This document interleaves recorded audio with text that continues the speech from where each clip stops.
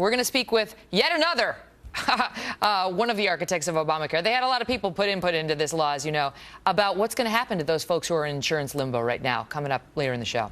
And while the president did take blame yesterday, it was a very different story when House Democratic leaders, all of whom voted for Obamacare, were asked if they, who made similar representations to the American people, would like to now apologize to them. Well, I have not apologized. I don't think there's anything for us to apologize for. The statement, if it was limited to the bill itself, was absolutely accurate. I agree with Mr. Hoyer. What the president said in regard to the Affordable Care Act is absolutely so. I was absolutely accurate and said nothing in the bill is going to take this policy away from you, and that is accurate, and was accurate, and it is accurate. Wow. Okay. Dana Lash is a conservative radio show host and theblaze.com contributor. And Josh Barrow is politics editor at Business Insider. Panel, welcome.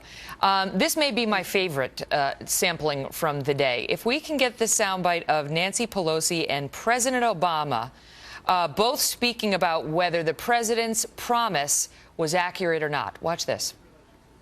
As far as the Affordable Care Act is concerned, what the president said was completely accurate. There is no doubt that the way I put that forward unequivocally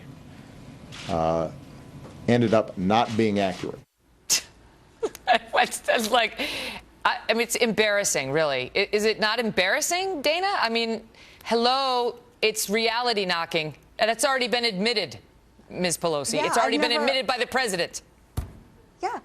Megan, I've never heard anybody take so many words to use to say that I lied. I mean, all you have to do is just, you can cut all of it out and just simply say, I lied, instead of having to say all of this other stuff. Well, she can't even admit what he admitted. Nothing. He wouldn't say I lied, but he said it was not accurate. And she comes out today and says he didn't say anything inaccurate. Yeah, exactly. Well, no, I'm going to cover it for him. He didn't lie. The bottom line is that they knew what was going to happen, Megan, as far back as 2010. That's why you had Democrats on a party line vote against a provision that came from Republicans that would have saved these plans, that would have prevented another regulation in Obamacare from canceling all of these plans. Where's they the voted apology? Against it. Where's the apology, yeah, Rob? Exactly. Love means never having to say you're sorry, apparently, and that's the policy. In fact, actually. Do we have it? Do we actually have that? Watch. I forgot my key. Jenny, I'm sorry. Don't.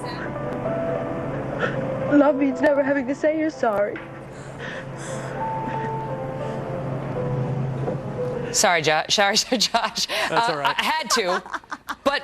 Hello, the president can apologize, but Nancy Pelosi can't. Steny Hoyer, they're so offended that it would even be asked. I find it very strange. I think the White House has figured out that nobody's buying this line anymore. The House Democrats are still trying to use this legalistic approach where they say, well, if the insurance company hadn't changed their plan at all in the last 3.5 years, then there would be nothing legally forcing them to give it up. But what I find so strange about this discussion is the idea that you would do a reform of the American healthcare system, which is a very broken system. We spend twice as much money as our peer countries to get about the same outcomes, and we still leave 47 million people uninsured. Can we stay on point? How are we ever going to do a reform of this system without making people change their health plans? Oh, my gosh. We're so off point. Where's the apology? Where is the acknowledgement? The question is, are these Democrats we just heard from still living in fantasy land, Dana? I mean, Nancy Pelosi came out today and said, I've never said that, I'm trying to find it here, I've never said, as the president did, if they like their plan, they could keep it. Meantime, take a look at her own website. We've got a picture of it right now. On her website right now. Keep your doctor in your current plan if you like them. Hello, calling Nancy. I think that's saying it. That's saying it, Megan. She said it. The pull quote on her website, she said it. They need to own it. I mean, the American people aren't stupid. And like I've said before, you can't fake people out of getting cancellation notices from insurance companies. 5 million Americans now being told they don't have coverage. They're out there just left in the ether. They have no recourse. They have a website that doesn't work. They have an 800 number that directs them to limo repair shops. There's nowhere for these people to go. They're in not the meantime, in the ether. Nobody wants to take responsibility. Quickly, Josh, go ahead. They're not in the ether. They're going to get new coverage. I mean, in the states where the 14 states states where the websites are working, we're seeing people signing up. They can still sign up through private health insurance markets, which is where they were insured before. In general, these letters are offering them new coverage, and then hopefully, I certainly hope they're going to fix the website. At what cost? There's letters that may or may not come from their insurance companies if they decide to do it, if their state insurance commissioner says it's okay.